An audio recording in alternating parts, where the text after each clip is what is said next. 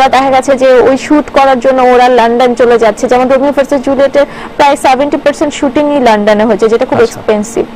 তো আমরা চিন্তাই করতে পারি না যে আমরা পুরো ছবি শুটিং লন্ডনে করব। সো এটা যেমন আমরা শুট করে ফেলছি হাতির ঝিলে, সো হাতির ঝিল আর লন্ডন পার্থক্য হবে না।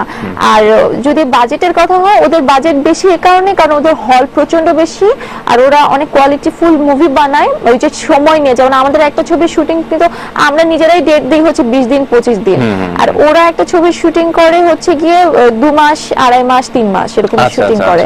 বছরে দেখা যায় দুটো বা তিনটে সিনেমা করছে, আর আমরা এক বছরে 6-7টা সিনেমা শেষ। তো এখানে একটু বেশ কম আছে। আর ওদের হল প্রচন্ড বেশি, ওদের মানে অডিয়েন্সটা খুব মুভি দেখতে পছন্দ করে কজ ওদের হলের এনভায়রনমেন্টটা খুব ভালো। আচ্ছা, কাজের অভিজ্ঞতা তো শুনলাম। সাধারণত যখন বাইরের শিল্পীরা আমাদের দেশে আসে তখন তারা বলে যে আমাদের দেশের মানুষের আন্তরিকতা অনেক বেশি, আমাদের দেশের ইলিশ খুব ভালো, তারা বারবার এখানে কাজ করতে চায়, এই তো। এবং আমাদের মিডিয়া তাদের আর্টিস্টদেরকে আমি বলবো যে আমাদের